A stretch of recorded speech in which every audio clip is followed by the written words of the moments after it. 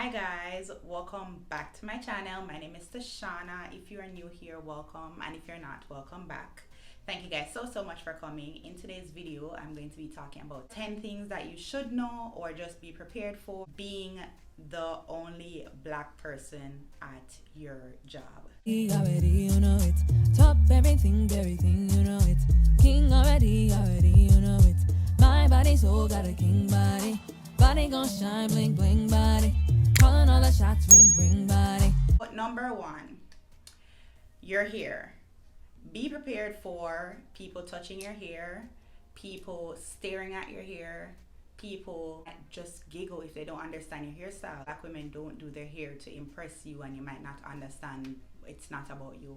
Like, you don't have to understand at all. It's just a big thing and something that is going to happen. So if you're going to be there, just be prepared for that. Number two, you're going to find yourself code switching. So code switching is when you either change your language, just the overall way you behave in order to blend into your environment, or so you change your whole personality, like your whole persona, just so you're not the oddball or people don't find anything unusual about you, because the attention that brings is negative.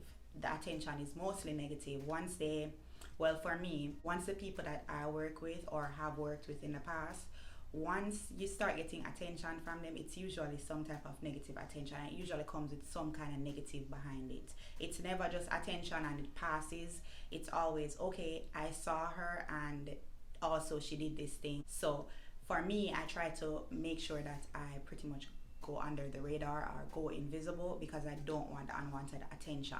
So you find yourself changing just to make it as peaceful as possible and less problems as possible. You alter your personality to blend in. You're going to find yourself doing that unknowingly or knowingly, just to survive the workforce.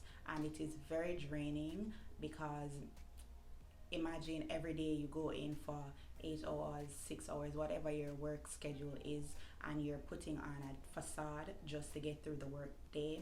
It's very draining. Be prepared for that. 3, you're going to be asked a lot of intrusive questions, and whatever that means, or whatever the things that you're uncomfortable with, just know that more than likely, say for example, you're trying to be private about a certain matter, whatever it is, you're going to be asked about that matter that you're trying to be private about, because they sense that you're trying to be private about this situation, and it's just like they almost feel entitled to know what's going on with you and why are you hiding this thing from me. Like, how it's almost like, how dare you. I say that a lot in my videos, but that's how I feel. It's almost like they're saying, like, how dare you try to keep things from me. Number 4, you're going to always be the angry black person, no matter what. So I say no matter what because for me, my way of dealing with issues have always been avoidance. So I've always avoided the problem, the issue, unless I'm super close to the person, I'll talk about it. But for the most part, if I don't really care about the person, I'll just avoid. And I'll go quiet, ignore, all of that. So silence is always my way of dealing with things. So for me, for somebody being quiet and not dealing with an issue, how can you become the angry black person for not talking? I haven't said anything to you. You're going to be the angry black person no matter what, because I feel like my way of dealing with things is the most non-confrontational way ever. And for somebody to be angry, I feel like they have to be like very confrontational and be aggressive, but very aggressive in the way they do things. For me, I'm not talking to you at all, but yet still I'm labeled as intimidating. I need to talk to people, they find me intimidating. I'm always angry and intimidating and all of that. Even though in the mornings you greet the people, you tell them hi, good morning, whatever, hello, all of that, to show them that you don't have any issues with them, or that, well, I might not like you, but good morning or whatever. You're still going to be labeled as the angry black person no matter what. So just bear that in mind. Whether or not you address the issue, Whether you don't address the issue, you ignore the issue, you're always going to be the intimidating, aggressive, angry black person. Number 5, be prepared for people always siding with each other, and you're going to always be the toxic person in the situation. Okay, so for the most part, you're the only black person. You're the unique person there, okay? So most people are cultured the same, so they see issues pretty much the same.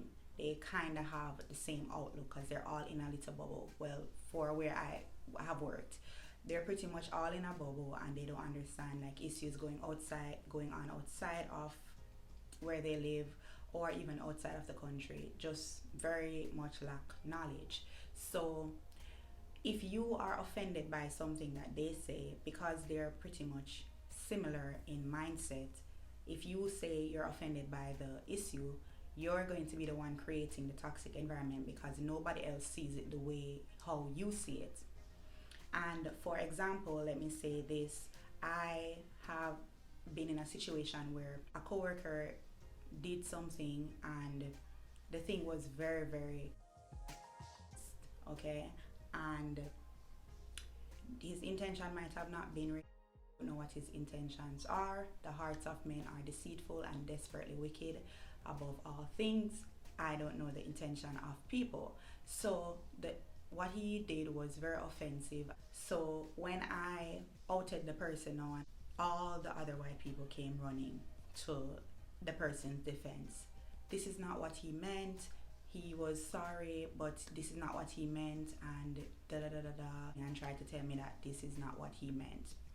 So it's like it was very obvious, and I might even post the thing that happened, but it was a very obvious offense, and they all ran to his defense to say, hey, this is not what he meant. Okay, so you're gonna find yourself in these kind of situations where people side with each other and make you out to be the toxic person, even though they're the one that did something to you. So just be prepared for that. And he did correct it and did apologize and whatever, but just the fact that it became, oh, everybody knew what was in his heart. Like, I can't speak for another black person. So if a black person did something, I can't say like this is not what he meant or this is not what she meant. I can only say, well, this was wrong and you might want to correct this behavior. I'm not going to jump up and say, well, I know for sure this is not what the person meant, because I'm not in the person's heart. I don't know what the person is thinking. But for them, they're going to jump on you and make you out to be the toxic person, okay? And you're going to pretty much be the toxic person, because if you're the one person in the situation that is offended by the thing, you're going to be the one creating the toxic environment.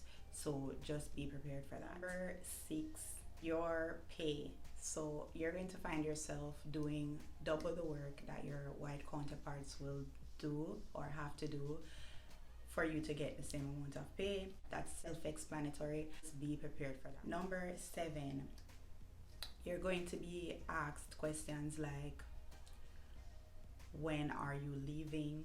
Or how did you even get here? Or how did you find yourself here at all? As if to say you don't belong, and it's some kind of mind-blowing thing that you ended up in the area or the work that you're working in. It's like somewhat unbelievable that you're in a position to even work or be in a position to be in environment at all. You're gonna be asked like, when are you leaving? Or even if you live in an area where it's like nicer area or whatever, they're going to ask you like how you afford it or how you even live here. Just very rude, weird question to make you feel uncomfortable or make you feel like you don't belong.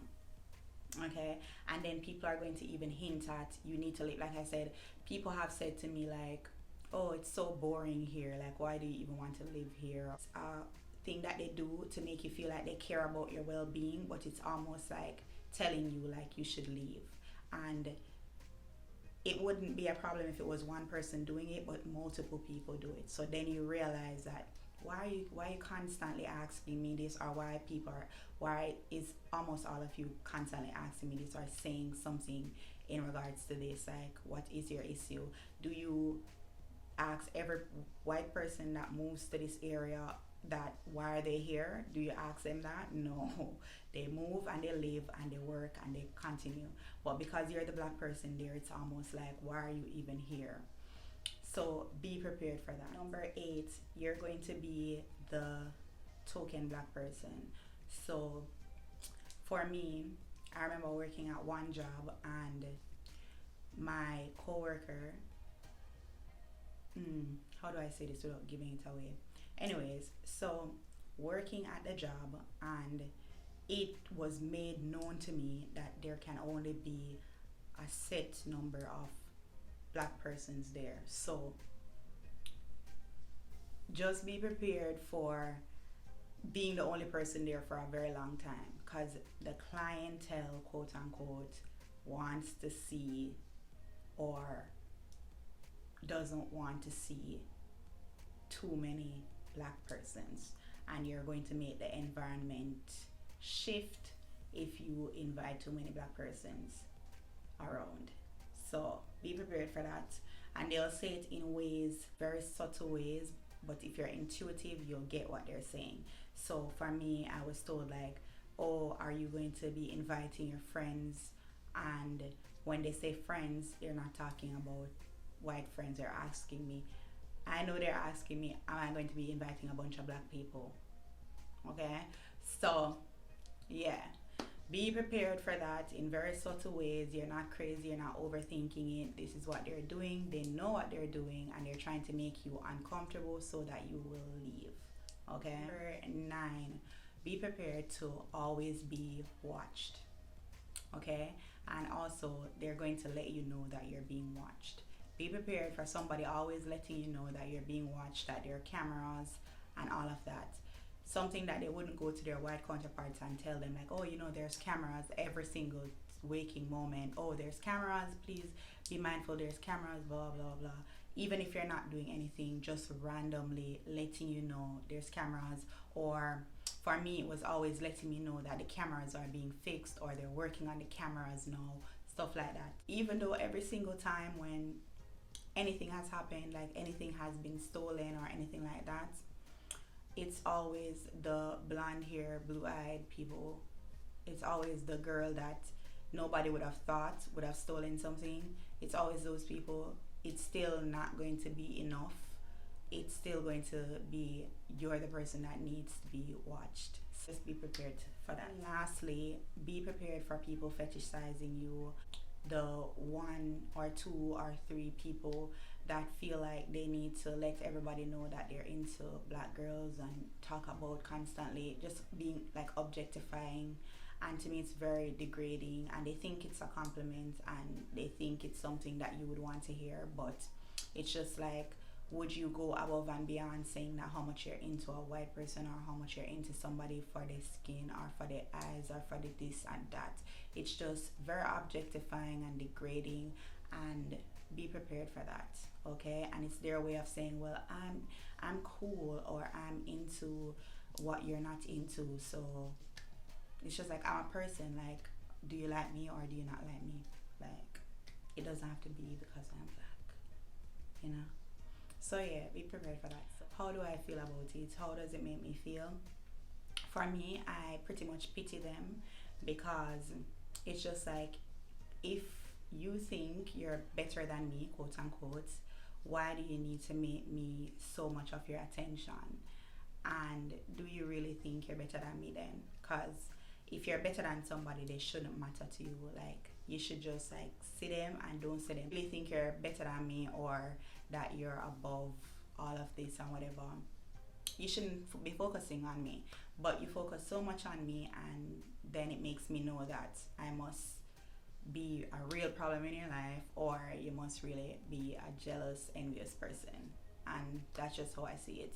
So yeah, for me, that's what you have to do. You have to just be aware of what's going on, and you're either going to keep your job or continue changing jobs over and over and over, because it's pretty much everywhere. Like, once there's a group of white person, you're going to find some of these nuances there, and it's just a sad reality. I've worked in multiple of these type of places, and it's pretty much all the same. Or even if they're caught in a lie, like if you watch my story time with the supervisor telling the lie on me, and I had asked to pull up the camera and they found out she was lying, they did demote her, but I feel like if it was anybody else they would have gotten fired. And yeah, she was just still there, and even though she wasn't the supervisor anymore, she was still very much operating in the same capacity and doing the same things throughout the whole workspace. So yeah, you're either going to just continue working and make your money and just know what you know, and also you need to find an outlet, find somebody to talk to that is in the same predicament as you, or just find some way to talk about it, because you don't want to keep it all inside, because then that's not good for your mental. You want to make sure that you express yourself and talk about it and whatever. Never ever get to the point where you start to think like, oh, maybe this is all in my head. It's not all in your head, and what you're going through is real, and that's all I can say. Alright, so that's it for the video. 10 things that you need to look out for while working in a predominantly white workforce. So thank you guys so much for watching, and I'll see you in another video. Bye.